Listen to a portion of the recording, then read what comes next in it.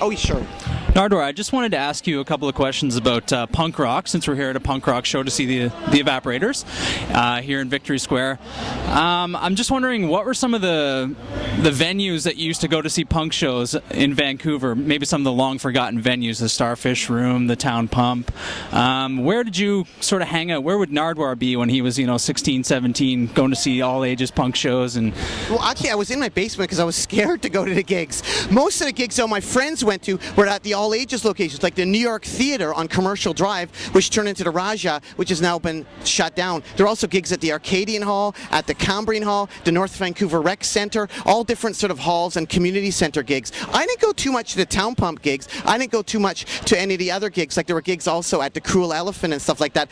I didn't go, per se, we didn't play in Evaporators. I went to the gigs, but mainly it was like the all-ages gigs when I was growing up. Those are the places that I checked out. But in this area here, the club that I met Courtney Love at was the Cruel Elephant, and that was in the early 90s on Granville Street in the bottom of the Hotel California, and that's where Hole played. And it was really interesting because of the old liquor laws that existed in Vancouver at the time. When you went there, you had to buy a meal, but nobody wanted to buy a meal, so they gave you a little ticket, and it was a little called mystery meal ticket. So you'd go to the bar and you'd hand it in, and it was like some sort of weird lasagna or whatever. Not everybody did, but it was just kind of cool because you're at the gig and you're like, oh, I wonder what this mystery meal is, and you hand it in. Nobody ever redeemed it, but you had to technically get a meal when you came to the door, so they gave you a little ticket for it. So that's the venue I remember, the Cruel Elephant, and that's important because Paul Moe is the guy that started the Cruel Elephant. Later on, he started gigs at the Croatian Cultural Center. The Commodore was shut down for a while. There were no venues in town. Paul Moe's, he is Croatian. He got the Croatian Culture Center starting up, and look at the giant mess that's started now. Tons of gigs there. So the Commodore had to close for the Croatian Cultural Center to start up. So the Cruel Elephant, Paul Moe's, that's what I'm going to say is like one of my favorite venues of all time in Vancouver, aside from all the cool indie kind of all ages, do-it-yourself type gigs. That's a fascinating story, Nardwuar. Well, thank you again for caring.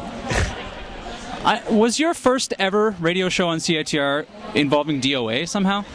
Yes, in fact, the first interview I pretty much did, I think, was with DOA or the band the Rio Static. Some of the earlier ones have been captured. I guess I didn't tape all of them. The reason I didn't tape my first couple of shows is, again, anybody can do a radio show. I just kind of showed up at the show with all my records. I would like throw them everywhere. I wouldn't know what's going. Actually, I still kind of like that on my radio show. Every Friday on CITR, 3:35, Nardwuar, Human Spirit Radio Show. So it was just so chaotic, I didn't tape it. But one of the few shows that I did tape that is logged on and up there on my website is my interview with DOA from 1987. You can actually check that out. I played it on the 20th anniversary of the Nardwuar Human Spirit Radio Show, so it is on my website. So if anybody's getting confused by all this stuff, check out nardwuar.com, Nardwuar.com. Great. That's going to confuse you even more, but it'll give some background information. I've been reading a lot about Vancouver punk rock history and bands like the Subhumans, the Dish Rags. I love all that stuff. I was just wondering, what do you think about the coming back? How the Pointed Sticks are now popular in Japan. Some of these bands are reuniting to do a tour. What do you think about that? Oh, it's amazing that they're back together because they're like my favorite band of all time. It's almost like they're back together. You got to find somebody new or whatever to like champion, but you can never get enough of the Pointed Sticks. It's just so amazing that they're back together, hopping and rocking and getting out there and doing stuff. They were the band pretty much that inspired the Evaporators to come to be because they hung around. Their records came out on Zulu Records. Before that was called Quintessence Records, and Grant from Zulu Records was the guy who kind of said, hey, Nardwuar, you can put out a record. Like, for instance, I thought, oh, wow, my friend's doing a radio show at CITR. I could maybe do a radio show. My friend Alexis Sherlumbus is still in town. I thought, I can do a radio show. And I went to Grant at Zulu Records after doing my radio show. I was like, well, tell me about records and stuff. What are some cool local records that came out in the 70s? Like, there's this one band, No Exit. They just put out this record. They Xeroxed the cover of the Clash record. They put their faces over the top of the Clash's faces, and then they put out the first punk rock LP that came out in Vancouver, even before DOA. DOA were just totally pissed, but it was like DIY. I was like, man, they could do it. I could do it. And of course, then I was inspired to put out Oh God, My Mom's on Channel 10. So I think it's great that all these bands are coming back because maybe it'll get more people excited to go and do it yourself and put on gigs. Like this gig here today, the Victory Square Block Party, is totally amazing. A free gig to help benefit the downtown east side and all the great stuff that's happening around here. And people just going on. There's none of this big corporate thing going on. It's just people helping out each other. I love it. It's beautiful, beautiful thing. So never can get enough of the Pointed Sticks. Never can get enough of the Subhumans. As you can see, I'm still pumping them. This is, of course, the Canadian Subhumans, though. What do you think about the British? actually did hear them, but interestingly enough, the guy from the UK Subhumans, Dick, he actually ordered a few Evaporator records years ago. So if the guy from the UK Subhumans, legendary punk band, is going to order an Evaporator 7-inch, we're from Vancouver, yeah, I love that. So I love them both. There's room for Subhumans in every town. Awesome. Speaking of compilations, I'm glad you brought it up. Are you going to release any more compilations albums on your record label? I'm hoping that maybe in the next couple months we're going to be able to do a split record series, like the Evaporators on one side and a band on the other. So yes, there will be some more excitement coming up, hopefully. Touch wood. What do you think about this title? Oh my God, my mom's on the internet. Well, he is on the internet. That's amazing. Thank you. Wow.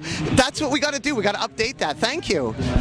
Oh, you're very copyright that. No, this is Nardwuar's. Thank you again for your time. Hey, thank you, Nardwuar. I just had one more small question. I'm going to wrap it up here. We're talking to Nardwuar, the Human Serviette, here at the Victory Square Block Party. Nardwuar, my question for you is, you've interviewed everyone, punk rock greats, actors, writers. You've even interviewed My Chemical Romance and guys like the emo punks or whatever. Do you think if, say, My Chemical Romance was born 30 years earlier, they would have been in punk bands like DOA and the Subhumans? You know, I'll interview anybody. One of the reasons I interviewed them is somebody said, "Do you want to interview My Chemical Romance?" I said, "Sure, I'll interview." Oh, I don't care. I was excited, though, that they got Keith Morris from the Circle Jerks to do some production with them. I don't know really what they would have been like 30 years ago, but at least they have some token nod to punk rock that they're produced by Keith Morris. Maybe somebody will look at the name Keith Morrison and try to like dig up his records or something like that. Keith Morris, the first singer of Black Flag, but not the best. The best singer of Black Flag was Ron Reyes, you got it. Chavo, who lived in Vancouver, British Columbia, Canada, and who still may be living in Vancouver, British Columbia, Canada right now. Doesn't he work at a flag shop or something? He does indeed. You know so much. This is incredible. Thank you. Thank you, Nardwuar. Again, thank you very much for your time. Oh, thank you. Is there anything that you want to say to the people out there in internet land and wherever? Well, thanks so much for all the support. Keep on rocking in the free world, and do-do-do-do-do. Do-do. Do-do.